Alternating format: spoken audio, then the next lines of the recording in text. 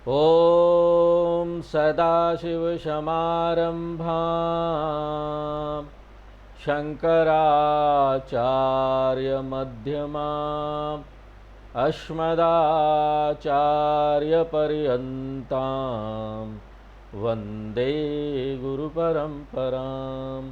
ॐ भगवान कृष्ण की कृपा से अर्जुन को विश्व रूप का दर्शन का अवसर प्राप्त होता है और वो बहुत ही खुश था इसको लेकर, लेकिन साथ साथ क्योंकि अभी उसके अंदर परिपक्वता नहीं थी, वो ये विश्व रूप को समग्रता के साथ सराह नहीं पा रहा था। क्योंकि विश्व रूप में सकारात्मक और नकारात्मक पक्ष दोनों हैं। क्योंकि जब तक हम इस दुनिया में हैं, यहाँ पर दो तरह की चीज़ें दिखाई देगी, अच्छा खराब दोनों होगा, ऑपोजिट्स भी होगा। इसलिए आपको पसंद आए ना आए, ये पूरी दुनिया क्या है? द्वंद्व है। तो इसका मतलब विश्व रूप भगवान क्या है? द्वंद्व है। ये करे कि ना करे, अच्छा भी खराब भी। तो भगवान सृष्टि कारण है और वही भगवान है लय कारण भी है। यहाँ सबको लीले जाता है वही भगवान। अगर भगवान हमको पुण्य कर्म का फल देता है, हम बड़े खुश होते हैं, तो वही भगवान ना हमको पाप कर्म के वही कर्म का भी फल देता है। हमको ना दोनों को स्वीकार करना चाहिए कि ये भगवान से ही आ रहा है। हम समझें और हमारे में इतनी क्षमता है कि हम या तो दोनों को स्वीकार करें, अच्छा खराब सुख दुख द्वंद्व जो यहां पर आता है उसको स्वीकार करें, या दोनों को रिजेक्ट करें। लेकिन जो अपरिपक्व मन होता है ना, बच्चा वाला मन होता है, अब आप उम्र में जितना भी बड़ा हो जाइए, अगर पात्रता नहीं है, परिपक्वता नहीं है, तो अब मन तो बच्चा वाला मन है। ये इस बच्चे वाले मन को ना सिर्फ इस सृष्टि में ना अच्छा अच्छा चाहिए होता है। वो यहाँ पर सब पॉजिटिव देखना चाहता है। जो भी नकारात्मक पक्ष होता है उसमें उसकी दिलचस्पी नहीं, वो देखना नहीं चाहता, बोलता ये भगवान नहीं है। उसको जन्म में तो बहुत इंटरेस्ट है, लेकिन ना मृत्यु को स्वीकार करने के लिए वो तैयार नहीं है। उसका मन तो मिलन में बहुत दिलचस्पी रखता है, लेकिन उसका मन इस संसार में बिछुड़न को स्वीकार करने के लिए तैयार नहीं है। एक मन जो विकास, सिर्फ विकास विकास विकास देखता है और चाहता है और सोचता है यही हो, लेकिन वो क्षय या मृत्यु को स्वीकार नहीं कर पाता। ऐसा जो मन है ना, वो इमैच्योर मन है, अभी परिपक्व नहीं हुआ है। तो अर्जुन ना इस पूरे विश्व रूप में सबको स्वीकार कर लेता है, लेकिन जब वो देखता है कि उनके अपने ही बंदे, अपने ही परिवार के लोग इस सृष्टि के नियम के अनुसार मर रहे हैं, तो वो ना उसको स्वीकार नहीं कर पाता, गले से निगल नहीं पाता। इसलिए वो भगवान को बोलता, भगवान मुझे ये विश्व रूप नहीं चाहिए, मुझे डर लग रहा है। तो भगवान कृष्ण को रिक्वेस्ट करता, प्रार्थना करता ना कि आप इसको हटा लीजिए, हमको आपका ना वही सुंदर कृष्णा वाला रूप दिखाइए ना, एक रूप ईश्वर दिखाइए सिर्फ। और कृष्ण भगवान भी उसको स्वीकार कर लेते हैं और कृष्ण भगवान अपना वही पुराना सुंदर बांसुरी वाले कृष्ण कन्हैया वो रूप दिखा देते हैं, सौम्य रूप दिखाते हैं अर्जुन को। और यही बात संजय धृतराष्ट्र जी को रिपोर्ट कर रहा है, जो कि हमने पिछले क्लास में 50वें श्लोक में देखा कि संजय उवाच इत्यर्जुनम वासुदेवस्तथोक्त्वा। सौम्य वपुर महात्मा, महात्मा यानी विश्व रूप ईश्वर, अनेक रूप ईश्वर, वो क्या बन जाते? सौम्य वपु, एक रूप ईश्वर बन जाते हैं। और फिर ना अर्जुन को सांत्वना देते हैं, आश्वास्यमाशः, आश्वासन देते हैं कि अर्जुन चिंता मत करो, ये विश्व रूप का दर्शन मैं तुम्हारे ऊपर थोपूंगा नहीं। यहां तक हमने देखा। हम इस श्लोक का अर्थ तो देख चुके हैं, लेकिन इसका हमको ना महत्व समझना पड़ेगा। कृष्ण भगवान का क्या मतलब है जब वो बोलते हैं विश्व रूप हटा लिया? हमने पिछले क्लास में देखा, विश्व रूप को हटाया नहीं जा सकता। हाँ? विश्व रूप यानी पूरी दुनिया, हम दुनिया को ईश्वर के रूप में देख रहे हैं। तो अगर विश्व रूप को हमने विड्रॉ कर लिया, हटा लिया, तो इसका मतलब क्या पूरी दुनिया ही गायब हो जाएगी? इसका मतलब क्या प्रलय आ जाएगा? हाँ? लेकिन ये संभव नहीं है। तो विश्व रूप दर्शन भगवान ने अर्जुन के सामने से हटा लिया, इसका क्या मतलब है? इसका और कुछ मतलब नहीं है। इसका मतलब है दिव्य चक्षु जो भगवान ने दिया था वो चला गया। वो दिव्य चक्षु भगवान ने ले लिया, यही है कि विश्व रूप का दर्शन हटा लिया। आप क्या समझते हैं इससे कि दिव्य चक्षु ले लिया, हटा लिया? हमने आपको बताया था ना, दिव्य चक्षु का अर्थ है कि हमको अहंकार और ममकार से स्वतंत्रता प्राप्त हो गई है। जब तक हमारा यहाँ अहंकार और ममकार है, मेरा मन जो है ना पूरी तरह से छोटी छोटी चीज में बझा हुआ रहेगा, लगा हुआ रहेगा। इतना बझा हुआ रहेगा कि ना मैं विश्व रूप ईश्वर के दर्शन का आनंद नहीं ले सकता। इसलिए अहंकार ममकार जो है ना वो बाधा है विश्व रूप दर्शन में। और दिव्य चक्षु जो है ना वो स्वतंत्रता है अहंकार ममकार से। और दिव्य चक्षु हटा लिया, इसका अर्थ और कुछ नहीं। अर्जुन का फिर से वही अहंकार, अहम मम, ये मेरा है, मैं उसका हूं, ये सब आ गया। पकड़ना चाहते हैं ना हम दुनिया को यहाँ पर, ये मेरा है, मेरापन का भाव, मैं उसका हूं। हमने आपको एक उदाहरण दिया था, बहुत सुंदर उदाहरण है। आपके हाथ में कैमरा है, आपका दोस्त खड़ा है, आप उसका पिक्चर ले रहे हैं, पीछे में पूरा सुंदर सीनरी है। जब आप कैमरा दोस्त पर फोकस करते हैं तो सीनरी जो पीछे इतना सुंदर है ना, वो सीनरी से फोकस हट जाता है। उसी तरीके से आप जब कैमरा सीनरी पर फोकस करते हैं तो दोस्त पर फोकस थोड़ा कम हो जाता है या हट जाता है। उसी तरीके से जब तक आपका अहंकार और ममकार बहुत शक्तिशाली है ना, आपका मन बझा हुआ रहेगा अपनी निजी दुनिया में, अपने प्राइवेट पर्सनल वर्ल्ड में। और भगवान कहां पर उपलब्ध है? पब्लिक वर्ल्ड में, प्राइवेट पर्सनल वर्ल्ड में। आप यहां पर सुंदर समुद्र के किनारे खड़े हैं, इतना सुंदर समुद्र है, सुंदर तारे हैं, चंद्रमा है, विश्वरूप तो आपके सामने है, लेकिन आप ना अपने फैमिली प्रॉब्लम में बझे हुए हैं। तो क्या है ना कि अहंकार ममकार आपके अंदर आया हुआ है और आप ये सुंदर जो समुद्र का दृश्य है ना, जो विश्वरूप है, वो नहीं देख पाए। इसलिए अर्जुन को फिर से वो वापस छोटा वाला मन वापस मिल गया। इसका मतलब क्या है? अर्जुन ये जो सुंदर पूरा जो दुनिया था ना, उसमें अभी जो ध्यान लगाए हुए थे ना, वहां से ध्यान उसका हट जाता है। तो इसी तरीके से इसको हमको समझना होगा। आइए अब हम लोग 51 नंबर्स को। अर्जुन उवाच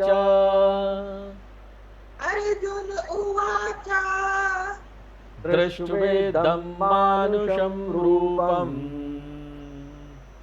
दृष्ट्वेदं मानुषं रूपम् तव सौम्यं जनार्दन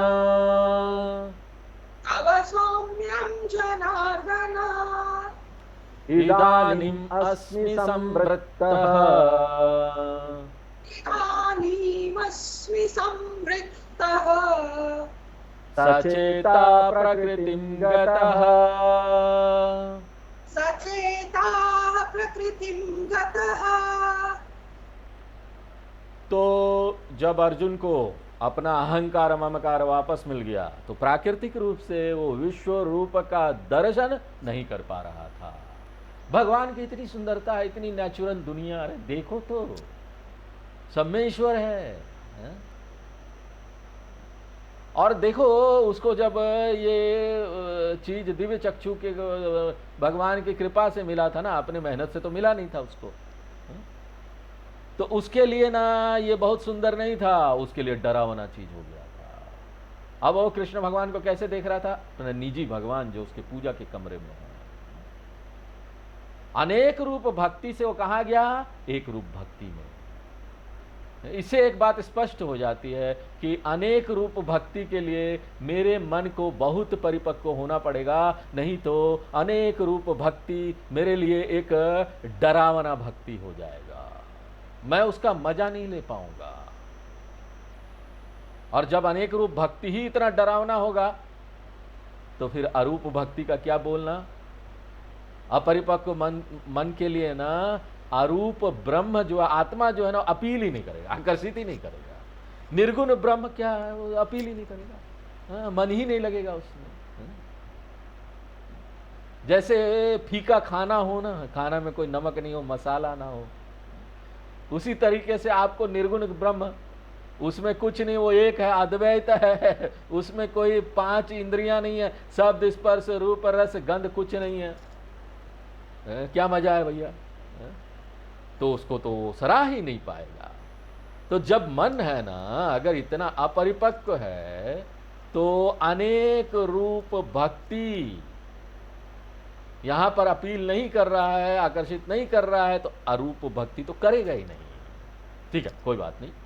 भगवान बोलते इसमें क्या गलत है कि सभी को कहीं ना कहीं तो शुरू करना पड़ता है, इसलिए कोई बात नहीं अर्जुन, नीचे आओ, एक रूप भक्ति में रहो, अभी कुछ दिन अपने आप को और भक्ति कराओ, अपने मन को परिपक्व कराओ। इसलिए अर्जुन बोलता है, हे कृष्ण, मैं ना यही वाले भगवान को प्यार करता हूँ, हे जनार्दना। और देखो जनार्दना शब्द बड़ा सही जगह सटीक रूप में वो संबोधित कर रहा है भगवान को। जनार्दना यानी अर्दन, मारने वाले, पीड़ा देने वाले, जो नुकसान पहुंचाते हैं। जनानान अर्दयति इति जनार्दनः। तो अर्जुन संबोधित कर रहा है भगवान को इस तरह से, क्योंकि अभी अभी कुछ देर पहले, कुछ मिनट पहले उसने देखा था भगवान सबको खाए जा रहे हैं, उनके मुंह में चूरन बना जा रहा है, सब लोग व्यक्ति जितने भी सैनिक लोग हैं सबको पीड़ा दे रहे हैं, डरा रहे हैं। हे जनार्दना, हम ये आपका जो पीड़ा देने वाला रूप है ना, वो मुझे नहीं चाहिए।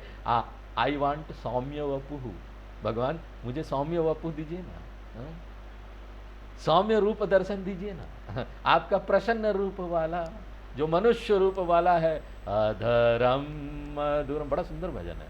वदनम मधुरम नयनम मधुरम हसीथम मधुरम। जब मैं ऐसा देखता हूं भगवान को ना, तब मैं ना सहज हो जाता हूं, ऐसे जैसे अपने घर में आ गया हूं। इदानीम अस्मि संवृत्तः, मैं अपने नॉर्मल स्टेट ऑफ माइंड में आ गया हूं। सचेतः, मुझे अपना वो सही मन जो है ना वो वापस मिल गया है। इससे पहले आप जब विश्वरूप दिखा रहे थे तो मेरा जो मन था ना भगवान, वो स्तब्ध हो गया था, मैं अपने मन को खो दिया था। अब मेरा मन वापस मिल गया है, सचेत, जैसा था वापस वैसा वापस मिल गया है। प्रकृतिम गतः, अब मैं अपनी प्रकृति में हूँ, सहज स्थिति में हूँ, नॉर्मल हूँ, अपने घर में जैसे आ जाए आदमी। किसको देखकर? एक रूप ईश्वर को देखकर, भगवान का सुंदर रूप देखकर। आइए 52 नंबर श्लोक अब आगे पढ़ते हैं। श्री भगवानुवाच, श्री भगवानुवाच, सुदुर्दर्शमिदं रूपम्, सुदुर्दर्शमिदं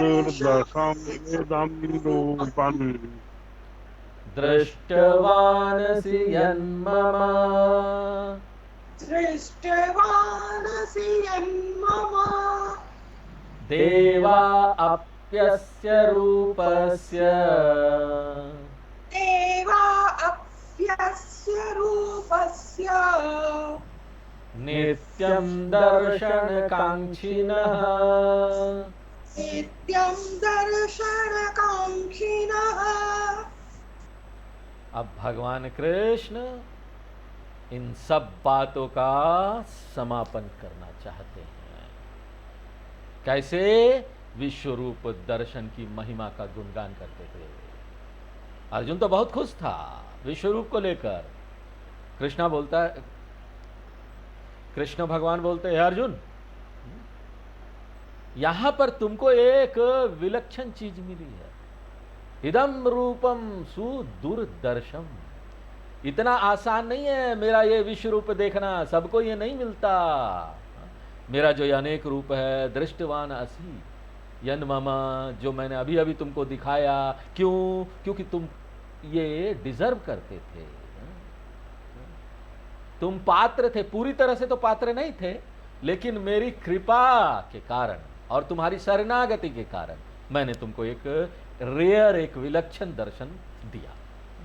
और वो क्या दर्शन है? सुदुर्दर्शनम, जो बहुत एक्सट्रीमली डिफिकल्ट है, कठिन है। इस तरह का दर्शन मिलना बहुत ही कठिन है। देवा अप्यस्य रूपस्य नित्यम दर्शन कांक्षिणः।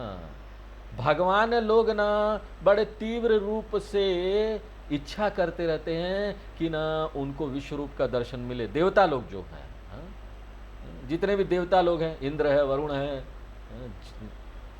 अग्नि देवता, वो लोग बिना अनेक रूप का दर्शन चाहते हैं। ये जो दर्शन है ना, जो मैंने तुमको दिखाया, ये देवता लोगों को भी बड़ी मुश्किल से मिलता है। तो ना ये सामान्य मनुष्यों का क्या बात करना, ये तो महान चीज है।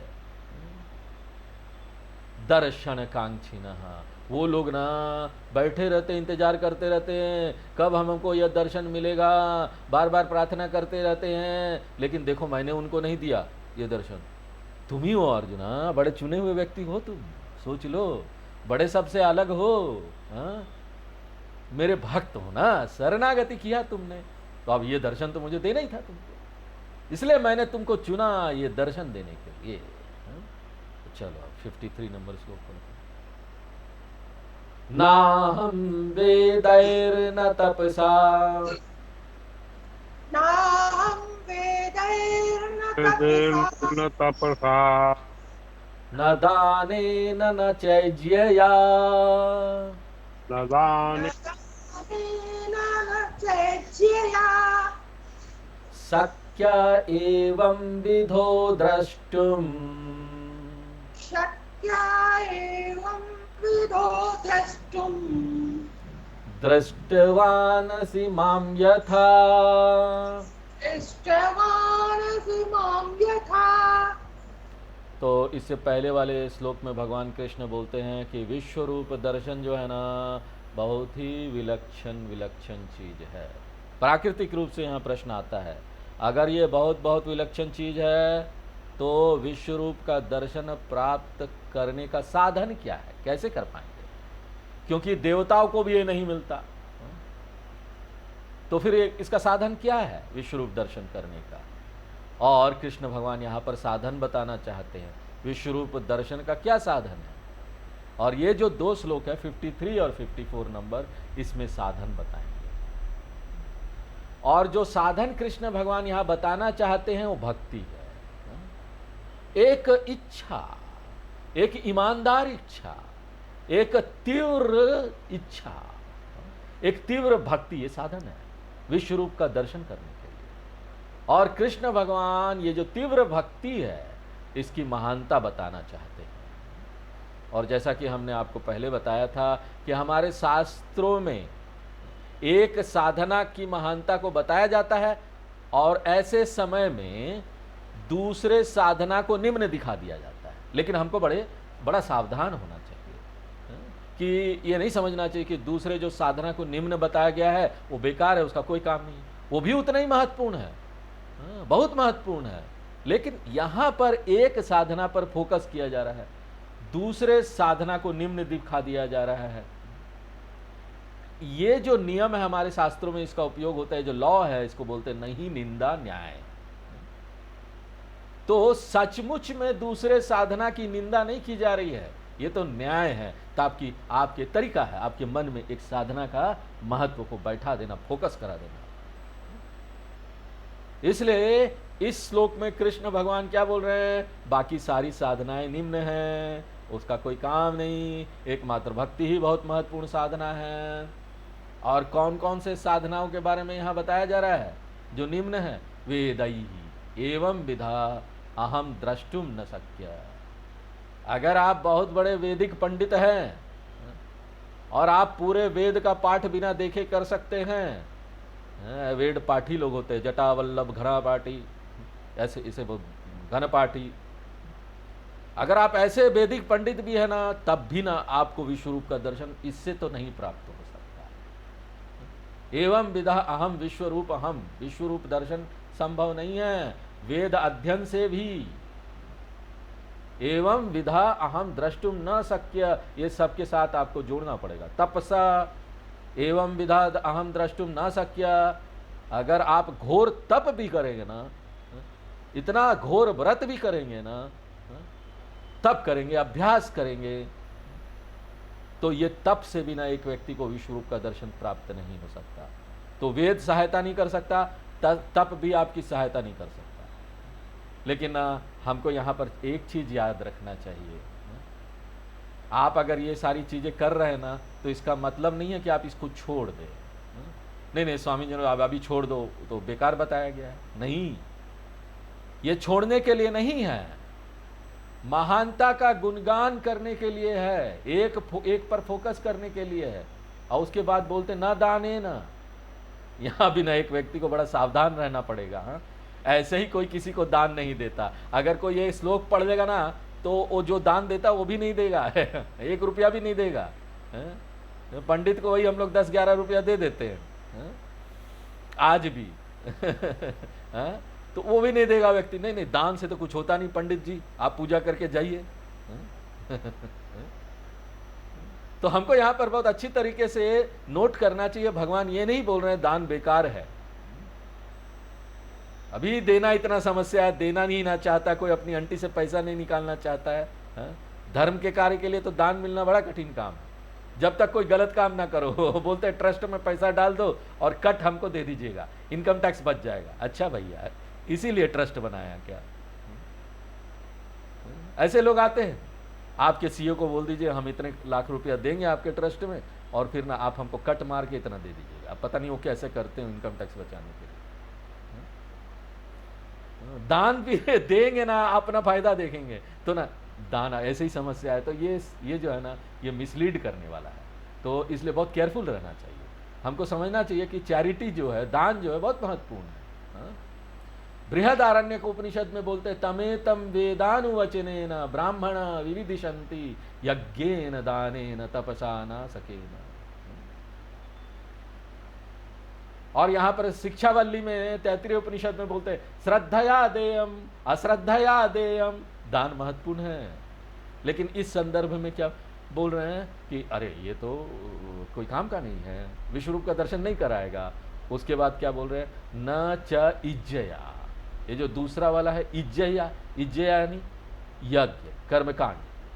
आप कोई यज्ञ भी करते हैं, कर्मकांड भी करते हैं ना, तो वो भी आपका विश्वरूप का, वो भी आपको विश्वरूप का दर्शन नहीं कराएगा। वो भी जो है ना निम्न स्तर का साधना है। और ये तो बहुत विलक्षण है विश्वरूप का दर्शन। अब जब विश्वरूप का दर्शन ये सब साधना से नहीं प्राप्त हो सकता, इतना विलक्षण है। और देखो अर्जुन, ऐसा विश्वरूप का दर्शन तुमको मिला है, और विडंबना देखो कि तुम इसको वापस ले लो बोल रहे हो कि भगवान आप वापस ले लीजिए। इतना मुश्किल से मिलने वाला विश्वरूप दर्शन तुमने वापस कर दिया। विश्वरूप दृष्टवान असि माम यथा, जैसा तुमने मुझे देखा कुछ मिनट पहले, ऐसा जो विश्वरूप है ना, उसको प्राप्त करना इतना आसान नहीं है। तो अगर ये सब साधना आपकी सहायता नहीं करेगा, तो अब प्रश्न उठता है कि कौन सा साधना सचमुच में आपकी सहायता करेगा। वो भगवान हमको अगले श्लोक में बता रहे हैं। अगला श्लोक देखते 54 में। भक्त्या त्वनन्यया शक्यः भक्त्या त्वनन्यया शक्य अहमेवं विधोर्जुन अहमेवं विदोर्जुन ज्ञातुं द्रष्टुं च तत्त्वेन ज्ञातुं द्रष्टुं च तत्त्वेन प्रवेष्टुं च परन्तप। प्रवेष्टुं च परन्तप। तो यहाँ पर कृष्ण भगवान विश्वरूप दर्शन करने का क्या साधना है वो बता रहे हैं, और वो साधना है भक्ति, एकमात्र भक्ति। भक्ति यानी भगवान से प्रेम करना। अब प्रश्न आता है कि किस तरह की भक्ति के बारे में बात कर रहे हैं भगवान यहाँ? तो यहाँ पर कृष्ण भगवान एक विशेषण जोड़ते, एडजेक्टिव। कैसा भक्ति? अनन्य भक्ति, एवं द्रष्टुम शक्य। कोई सामान्य भक्ति नहीं, अनन्य भक्ति से ही तुम मुझे देख सकते हो। अब यहाँ पर प्रश्न उठता है कि अनन्य भक्ति है क्या? इसके लिए ना आपको पीछे जाना पड़ेगा, 7वें अध्याय में, गीता के 7वें अध्याय में। गीता के 7वें अध्याय में वहां पर भक्ति के 4 स्तर की बात की गई है। 4 स्तर की भक्ति, आर्त भक्ति, अर्थार्थी भक्ति, जिज्ञासु भक्ति, ज्ञानी भक्ति। और इनको ही ना 3 भाग में हम विभाजित कर सकते हैं। तो ये जो 4 स्तर की भक्ति है ना, उनको हम 3 भाग में समझ सकते हैं। आर्त या अर्थार्थी एक स्तर का भक्ति है, जिज्ञासु दूसरे स्तर का भक्ति है, ज्ञानी तीसरा और फाइनल लेवल का भक्ति है। तो ये 3 स्तर का भक्ति है। और मुझे आशा है आपको याद होगा। हम आपको याद दिला देते हैं इस संदर्भ में। शुरू में हमारी जो भक्ति होती है भगवान के प्रति, वो भक्ति कैसी भक्ति होती है? वो भक्ति ऐसी होती है कि हमको दुनिया का बहुत सारा लक्ष्य प्राप्त करना है। हम मंदिर में जाते हैं ना, बचपन में ही हमने देखा होगा, मंदिर में जाते हैं भक्ति शुरू हो जाती है। वहाँ भक्ति क्या? भगवान से समय, भगवान इस बार मैं ना एग्जाम में पास हो जाना चाहिए, बस पास हो जाना चाहिए। भले हम पढ़े ना हो, लेकिन भगवान से मांगेंगे एग्जाम में पास कर देना भगवान। ऐसे भक्ति को क्या बोलते हैं? सकाम भक्ति। फिर हमारी आदत हो जाती है हर चीज के लिए भगवान के पास जाओ। हम भगवान के पास जाते हैं, मंदिर में जाते हैं, पूजा करते हैं, सब कुछ करते हैं, लेकिन हम ईश्वर को क्या समझते हैं? ईश्वर को समझते हैं ये एक साधन है। ईश्वर साधन है जो हमको दुनिया की सारी चीजें दिलाएगा। इसका मतलब है अगर हमको ये सारी चीजें मिल जाएगी तो हम ये आपके लिए करेंगे। इसको क्या बोलते हैं? लेन देन वाला भक्ति, बिजनेस भक्ति, कमर्शियल भक्ति। आप मेरे लिए ये कीजिए, मैं आपके लिए वो करूंगा। और उसमें भी हम बड़ा ना अपने आप को बुद्धिमान समझते। शुरू में हम नहीं करेंगे, हम ना साइड में रख लेंगे। इधर 501 रुपया साइड में रख लिया भगवान जी, टोकन मनी। जब आप हमारा काम करा देंगे ना, तभी हम चढ़ाएंगे, अभी नहीं। भगवान पर भी विश्वास नहीं रहता है उस समय। जब वो कराएंगे तभी हम करेंगे। और उसमें भी ना जो सबसे सस्ता चीज होता है वो हम भगवान को देते हैं। कई लोग मंदिरों में जाते हैं, अपना बाल अर्पण करते हैं। क्या भगवान हम आ रहा, ये काम हो जाएगा तो हम ना आएंगे, बाल तिरुपति में बाल अर्पण होता है। अब उसका क्या, तो वो बाल का, मनुष्य का बाल का कोई लेगा भी नहीं है? उल्टा और ये होता है, हम और हल्के हो जाते हैं, हमारा ही भला होता है। तो ये बिजनेस भक्ति है, ये सकाम भक्ति है, जहां पर भगवान क्या है? वो सिर्फ साधना है, साधन है, ताकि ना हमको दुनिया भर की सारी चीजें मिल जाए। और एक व्यक्ति जब ये बहुत समय तक करता है ना, ये है सकाम भक्ति। उसमें भक्ति तो है ही, ऐसा तो नहीं है कि भक्ति नहीं है। नहीं, भक्ति करने से तो अच्छा है ना, आप भगवान से ही मांगिए ना सब कुछ, जाओ मांगो भैया, कम से कम भगवान की भक्ति तो आएगी। सकाम भक्ति निश्चित रूप से नहीं भक्ति करने से अच्छा है। और इस भक्ति से मन जो है ना शुद्ध और शुद्ध होते जाता है, और वो व्यक्ति समझने लगता है कि अच्छा है कि हमारे साथ भगवान रहे।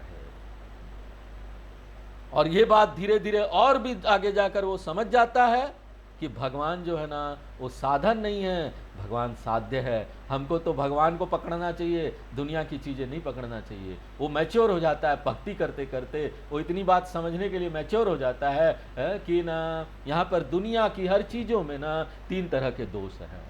हमको ये 3 दोष वाला दुनिया ना नहीं चाहिए।